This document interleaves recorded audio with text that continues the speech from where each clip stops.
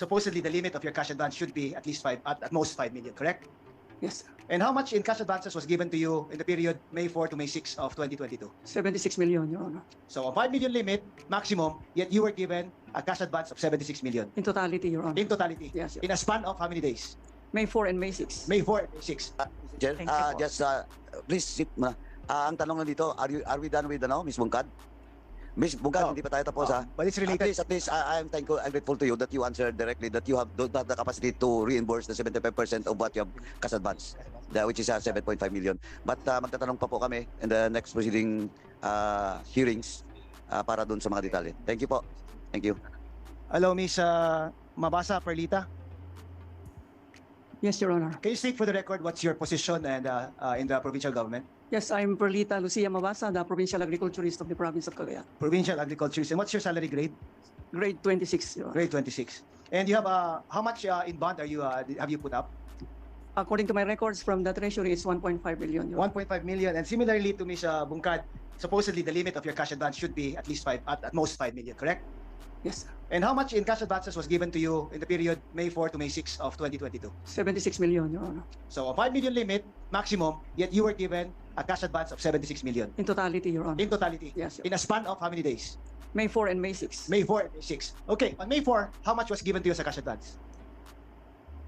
It was specified in my notice of disallowance, if I may so.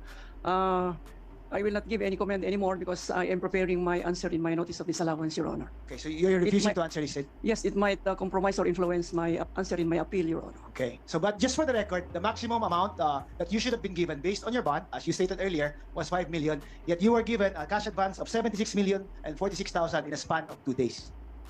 I cannot give the answer because that's the Finance Committee telling us that. the Okay, so maximum. you were not aware of how much in cash advances was given to you in 2 days? I'm aware, Your Honor. You are aware. And would the amount be right, the 76 million? Yes, Your Honor, in totality. In totality. And several tranches? Several, it's 10 checks in all. 10 checks. Okay. On May 4, how many checks did you receive? Two, Your Honor. 2 checks. Okay. On May 6, how many checks did you 8, receive? Your Honor. 8 checks. So in the span of 2 days, were you able to liquidate the first 2 checks? Yes, Your Honor. You were It able was to in the liquidate? report. That's why I was issued notice of disallowance from the COA. And on the second day, where 8 checks were issued separately, right? Yes, Your Honor. So after a check is given, you liquidate it, another check is given? The May 4, No, in May one. 6. No, it was not liquidated. The two dates because of the period of time. It was only liquidated once, Your Honor. It was only liquidated once. Yes. But is it the rule that you are not supposed to be given another cash advance if you have not yet liquidated the previous cash advance? I know the rule, Your Honor. That's why I'm requesting your indulgence. I will not give any comment to influence my answer in my notice of disallowance. All right. Your So so if it won't influence your answer in the notice of disallowance, would you say that it was inappropriate or improper for you to be given another cash advance when you have not yet liquidated the first cash advance? I cannot answer, Your Honor. Why? What is your basis not answering the question, Mr. Chair? Why? Because we did, I What is your believe basis? the chairman asking him if it's for her appropriate, meaning doesn't have any moral standard at all, that she cannot answer the question. No. Why? What is her basis not answering?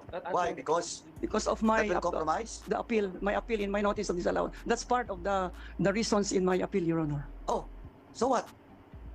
Will it influence the decision of COA, who is present today? That's why you will not answer? Yes, sir. Because Ah? there's already a notice of disallowance issued to me. Kaya nga ang tanong ko, di ba sasagot ka? O nakasagot ka na? Nakasagot ka na ba? Hindi pa, Your Honor. I'm Oo, preparing ngayon. my answer. O ngayon, hindi mo pwedeng sagutin yung tanong ni co-chair? Dahil doon sa pending notice of disallowance mo? Yes, sir. O COA, pag sumagot ba ito, may problema doon sa ano? May problema doon sa possible answer niya doon sa notice of disallowance na inisyu ng COA? Your Honor, wala po because we'll just be waiting for the reply, Your Honor. But I cannot speak for Ms. Yun Mabasa. ang sinasabi ko kasi kahit ano mang sabihin mo sa COA, ano yung reply mo at saka dito, ganun din yun. Kaya I will not accept your excuse. So answer directly the question of Congressman Flores. Huwag tayo magpalusot dito. I'm sorry, Your Honor. Please proceed. Ms. Malyonga, are you in charge for, is your office in charge for releasing the checks? So in the case of Ms. Perlita Mabasa, in a span of 2 days, you gave a total of 76 million 46,000 to her. Is that correct? As mentioned by him. Yes. Yes. Okay. Now, didn't you say earlier that you can only release the checks after they have been liquidated? Your Honor, when the payroll came to our office, it was already certified by the provincial accountant, and so what we are going to pay only is the perfected. Okay, so you're saying that it was certified by Ms. Garma. Ms. Garma, so you're certifying that the cash advances made by Ms. Perlita Mabasa was already liquidated. 2 days ito 2 separate days, 10 checks. If I remember it right, the first 2 checks were liquidated, Your Honor. Okay. And then, sa sumunod na po, Okay. nakasadvances Now, niya. how was the liquidation done? For the first 2 checks, what were the amount of the first 2 checks? Oh, I if cannot you remember. I'm sorry, Your Now, Honor. so what kind of supporting documents were given by Ms. Mabasa to satisfy the requirement that she has already liquidated the cash advance? They submitted to us the report of disbursement, attaching there the payrolls duly received by the recipients, Your Honor. Okay. Now, the first 2 checks was 21 million, and May 4, 21,210,000 and ano ba to? 3,236,000 pesos. First 2 checks on May 4, 13 million, I'm sorry. 13 million and 21 million. So that's 44 million in all. And she was able to liquidate that in 1 day. Ito pa, in 1 day. Saka yung program nyo is that the beneficiary will be around 44,000 people o person in 2 days time. Kasi at 1,000 each. Ms. Garma, So yung liquidation nyo nandun lahat. Yung mga pinagbigyan ng tag-1,000. Sinasabit naman po nila sa amin, Your Hindi Honor, nga. yung payroll. Ang tanong nga is, natanggap mo ba? I believe it was submitted to us, Your Honor. okay. Now, I'll go back. Yung 44,000 list of names just in 2 days? I am not sure, Your Honor. Oh, yun. I'm sorry. Kasi, alam nyo, again, I just like to remind you, hindi nyo kami pwedeng paikutin dito. Kasi yung sunod na tanong, may sunod pa akong tanong dyan, pag-i-insist nyo. Kasi hawak-hawak ko na rin yung dokumento. So, you're not, again, provincial accountant, you're not sure. You're not sure? Not sure, Your Honor. Okay, Mr. Chair. okay, thank you. Yes, Co-Chair. Now, Mr. Chair, Ms. Mabasa was given 2 checks on May 4. The amount of 13 million and 21 million respectively. I'm assuming, am I correct to assume that whichever came first, either the 21 or the 13 million, that person that was given the check must first liquidate the first cash advance before she could get the other check. Now, if you are claiming that they distributed it to 13,000 people, itong 13 million, and then got another check on the same day to distribute it to 21,000 people and have it liquidated on that day, is that what you're trying to make me believe, Ms. Garma, as the provincial accountant? That one can do that on the same day? Huh? Sorry? That is impossible, Your Honor. Then how come you release another check? As I said earlier, Your Honor, they could first settle it or they just submit to us the supporting documents. Anyway, Co-Chair, before we proceed, let me acknowledge the presence of the Honorable Baby Alin Vargas Alfonso, ma'am, representing 2nd District of Cagayan. Thank you for coming, ma'am. Please proceed. Okay, Miss Garma, again. No? Ma'am, Whatever what was first, 13 or 21, and you said that there were supporting documents that was given, that's 21,000 names ang isang cheque. 13,000 names ang isa. So if I just submit to you a pile of documents containing supposedly names, that's already the liquidation that you're requiring? No, Your Honor. Then how come the second check was released on that same day? It was, we believe that was already complete, Your Honor. So it's enough that you believe on something? No. What did you believe in? No, Your Honor, it's not that. What was uppermost on our mind was that they would liquidate it. They would liquidate it. No, they would submit other supporting documents. Other supporting documents. Yeah. But so technically, she wasn't cleared yet on the first check. No, she just showed us those, yeah. You were saying that you will be checking the other documents that will be submitted. Now, going back, para klaro tayo ha. The rule is, you cannot make another cash advance if you haven't liquidated the first, correct?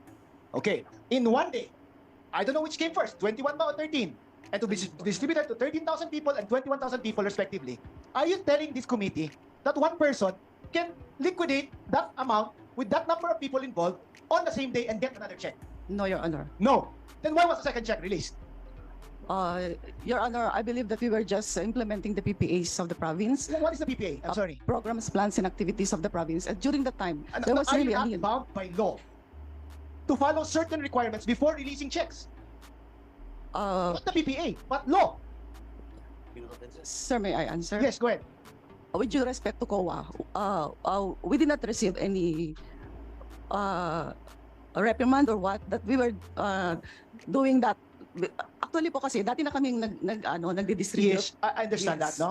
But shouldn't it be followed done in accordance with the rules that are prescribed by COA? And one of which is that you should not release another cash advance if one has not yet been liquidated properly. Yes, Your Honor. Then why did you do that?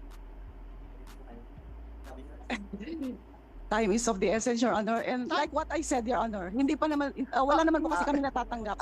Andre, No naman. provincial accountant.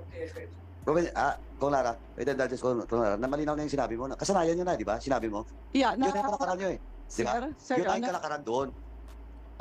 Wala pa naman po Hindi, yes kanina. or no lang, sinabi Yes, mo kanina. Your Honor. Oh, yes. Yes, that's So, in short, co-chair, and to the honorable members of this committee, inamin na lang provincial accountant that it is the kalakaran na. And it's happened na ngayon may investigation sa provincial government.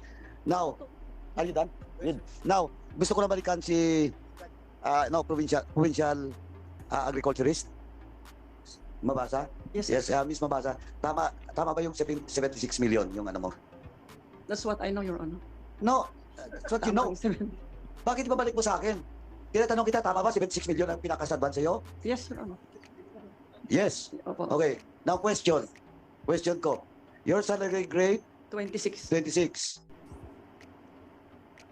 At 76 million, do you have the capacity to pay the 75% of that amount if ever may problema?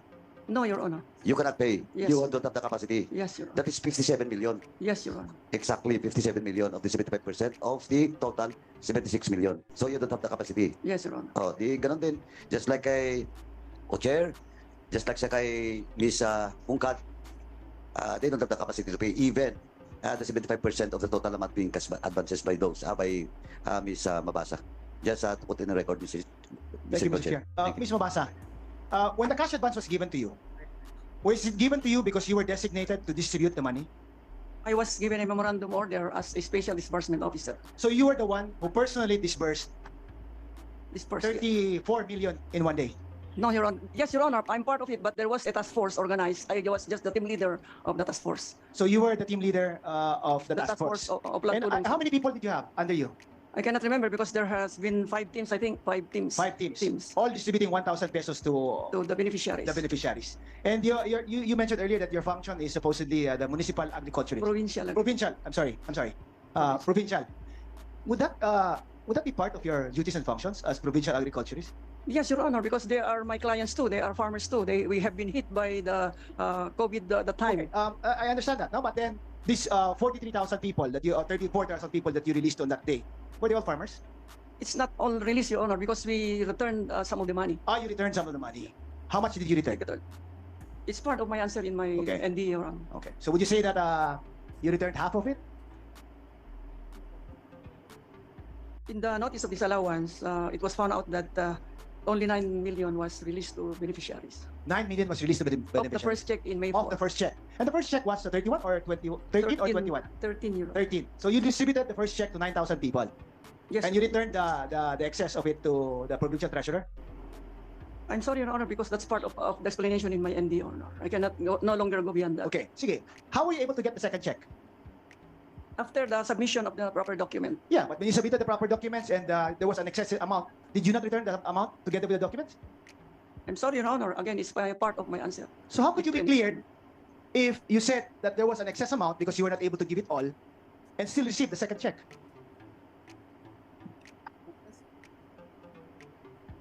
It's part of the explanation in my ND, Your Honor. Again, I warn you.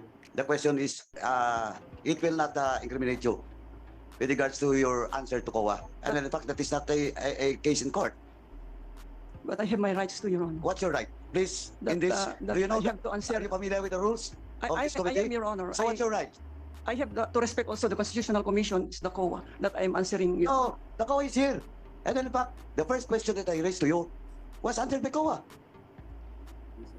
May problema ba COA kung sasagutin niya yung mga tanong namin dito sa kanya? COA? None, Your Honor. I will just wait for her reply Oh, to us, Your Honor. wala. So don't use COA as an excuse. answer directly the question of the Honorable Co-Chair. I'm sorry, Your Honor. Okay, so ganito, di ba? 13 million. And you said may sobra kasi 9 lang na na-disburse ninyo. There should be an excess of what? 4 million. Yes, Diba? sir. 4,206,000. Yes. For you to be cleared, supposedly, dapat sinabit mo yung names ng recipients and at the same time, yung excess cash, Yes. supposedly. Di ba? Now, Treasurer, did she do that? Yes, Your Honor. So she returned They returned the excess 4 amount. million. Yes, And sir. on the same day, after returning 4 million in cash, you gave her another 21 million. Does that make sense? I cannot remember the date, Your Honor. May 4. 2 checks were released. Ang tinatanong ko po, it's so weird no?